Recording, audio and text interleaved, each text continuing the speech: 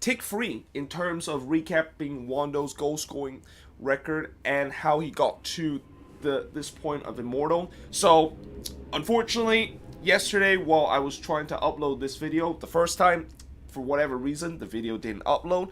The second time, the video did upload, but for whatever reason, there was no sound in the video. So, this is why it's tick free, and this is my third attempt trying to do this, and hopefully this third attempt would actually work. As the old saying goes, third time is the charm. Hopefully it will be the case in this video. But like I said, as I mentioned, we are going to be doing, or I'm going to be doing a recap of how Wando gets to the MLS all-time goal-scoring record. And obviously, if you guys have already not noticed, Wando yesterday finally broke that mark.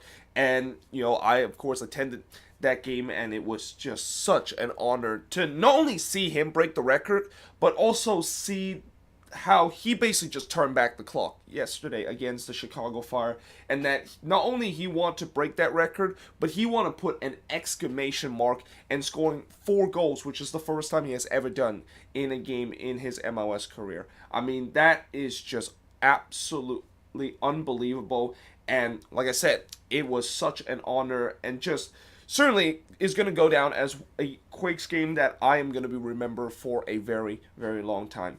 But in this video, I'm going to be talking about how did he get to this record. And a lot of people don't know that Wando was kind of a late bloomer. Like, a lot of people, when they think of Wando, he is one of the best goal scorer in the league, and he scored tons of goals. But a lot of people don't know that that didn't really start until the 2010 season, and that he is one of the rarest player in MLS to have his first couple of seasons being kind of a mediocre kind of player, and then started to take off later in the season. You usually never see that happen in MLS. But in 2005, the Quakes, of course, drafted him. I don't remember which round that they drafted him. I think he was drafted in the first round, but he only played 2 games in that game. He didn't start any of the game, and he didn't score any goal with the Quakes. In 2006, of course, he was part of the Dynamo team, who is the team that the Quakes relocated to Houston, and in that season he did finally get some starting time. He started 4 of the 6 games that he played, and he only scored 1 goal, and also he won MLS Cup that season. But the only reason why I don't mention the fact that I don't feel like I want to mention the 2006 and 2007 MLS Cup season is that, as a Quakes fan, that was hard to see.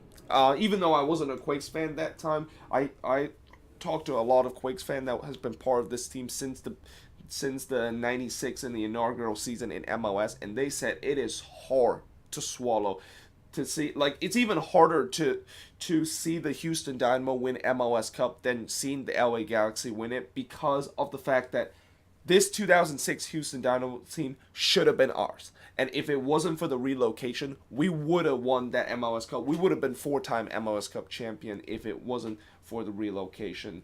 But in 2007, Houston, of course, won the MLS Cup again. Wando, of course, won back-to-back MLS Cup that year. And he did play a lot more part in that than 2006 season. In fact, in 2007, he played the most game that he has played before the 2010 season, where he played 16 games. Only started 3 games, so most of the game he spent as a substitute and coming off the bench, and he did score 1 goal in that game. Now, in 2008, his gameplay was cut in short. In 2007, he was only played 8 games, started 1, and didn't score any goals that season. And then in 2009, in the first part of the 2009 season, he scored 2 goals, started 3 of the 7 game, and then that's when, right near the middle of the 2009 season, that's when the trade happened, where he was traded back to the San Jose Earthquakes. And,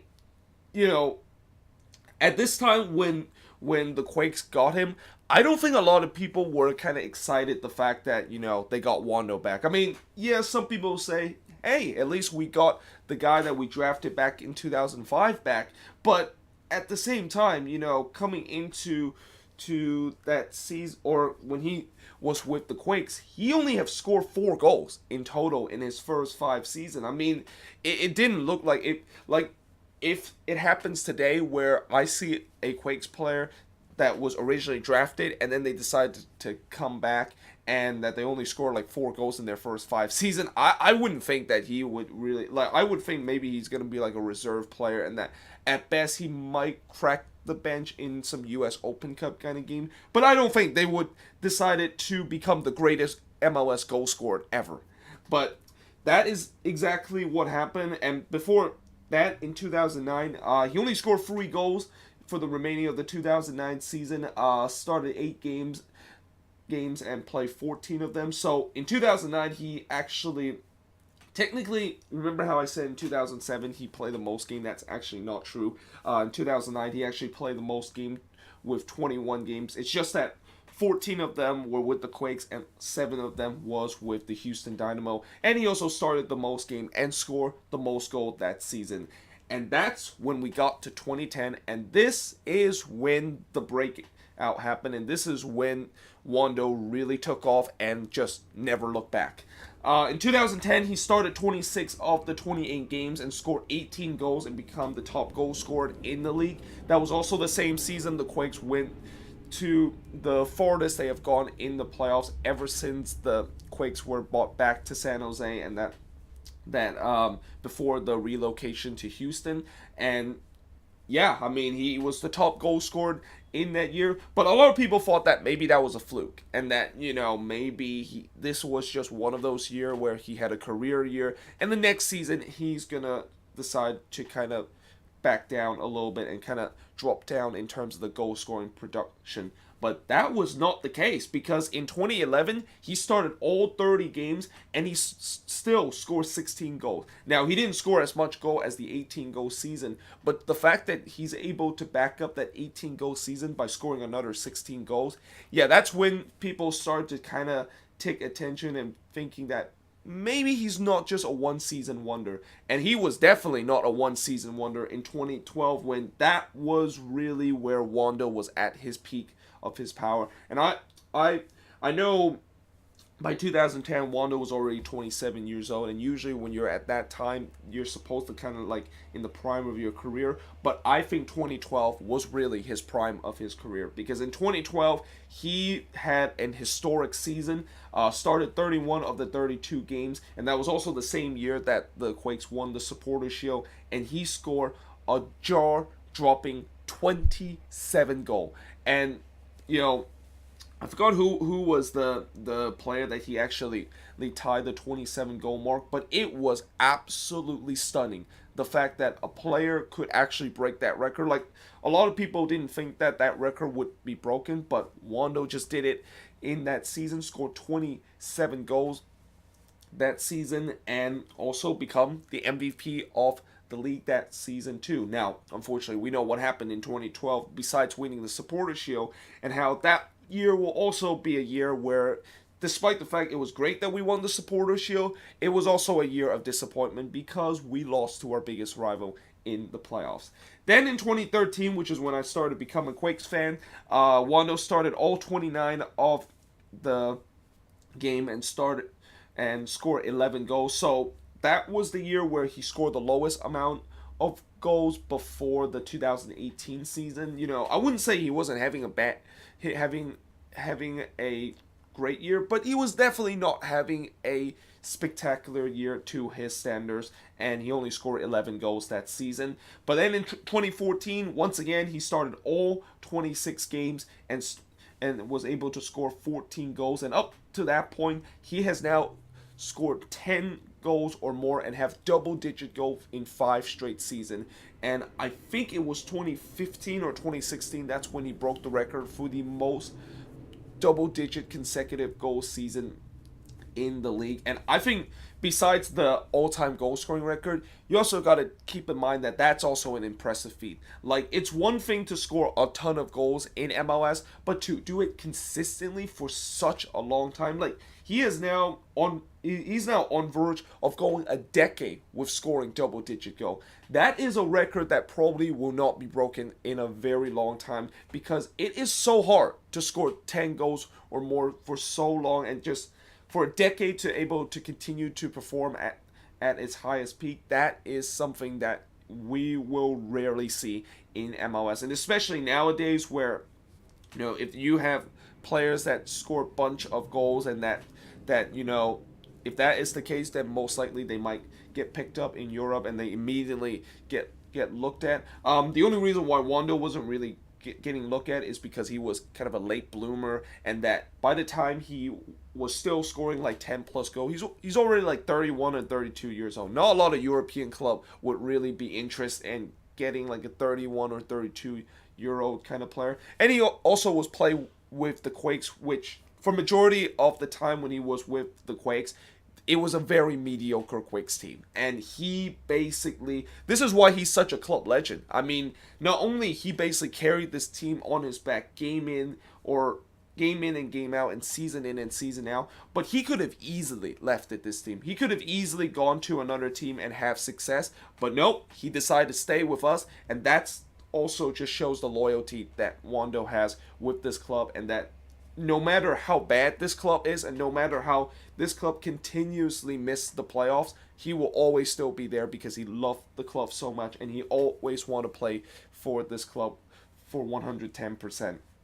But going back to 2014, he started all 26 games, scored 14 goals, and then in 2015 he started 30 of the 31 games, scored 16 goals that season, and then in 2016 he started 30 games and scored 12 goals that season, and in 2017 he started the most game out of any of the season that he has played in MLS by starting all 34 games and playing and scoring 13 goals. And then in 2018, that's when the 4-win season, and that's when Wando was kind of in some way relegated into a substitute bench. I mean, he still started 30 or 23 games, but this was the kind of the lowest amount of games that he has started compared to the game that he has played, and he has come off the bench the most ever since probably the 2009 or the 2008 season, but he still played all 34 games. He was still part of this team for all 34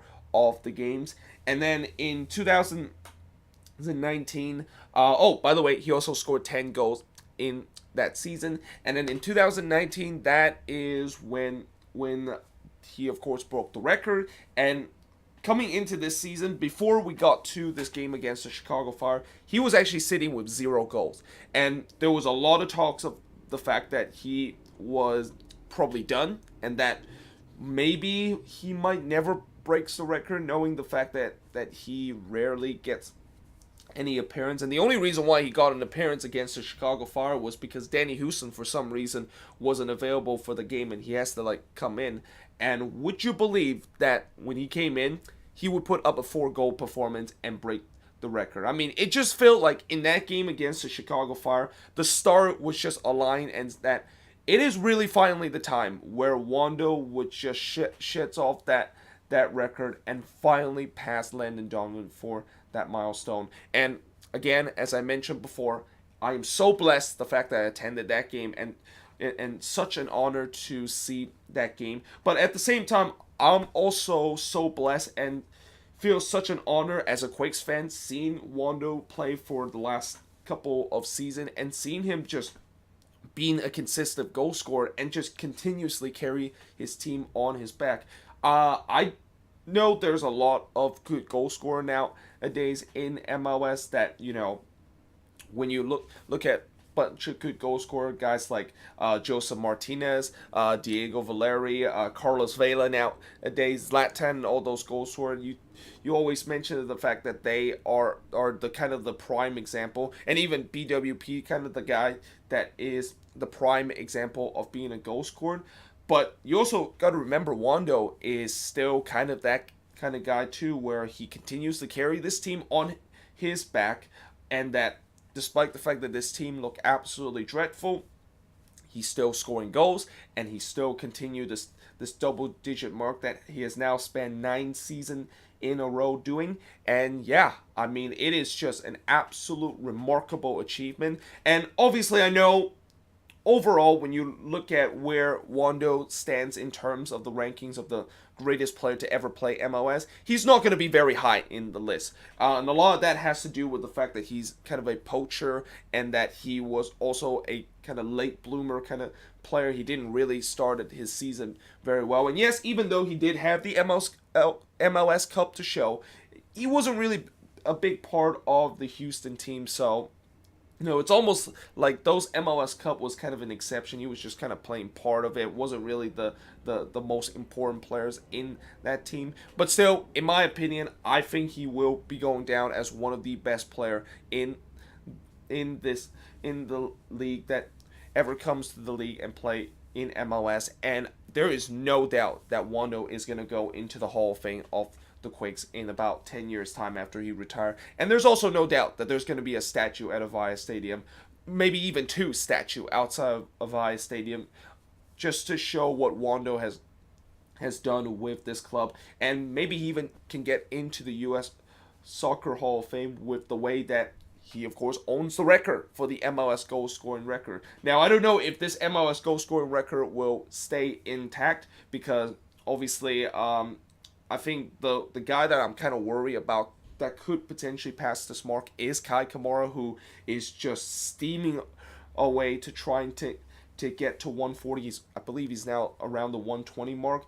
But take nothing away from what Wondo has done throughout his career. I mean, I said it many times before, but it's such a bless and such an honor of seeing him play, and also being just a club legend for this team. I don't think there's going to be any player like him that would be just keep staying with this team even during bad time. Like, nowadays I feel like it is really much harder for players to like stay with their club for a long amount of time, mainly because of the fact that if you have a talented player, you might ship them to Europe, or maybe sometimes you just need to like get some TAM or get some DP, kind of free up a spot. You might have to like trade those player away.